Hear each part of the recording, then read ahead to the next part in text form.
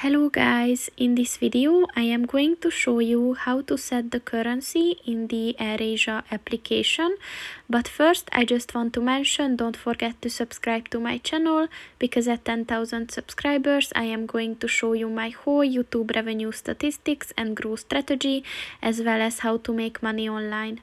Let's jump into it. First of all, open the application on your phone.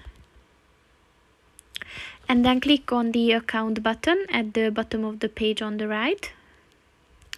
And then just scroll down until you find the settings section and click on that. And then click on the currency button. And as you can see, here are all the available currencies that you can set in this application.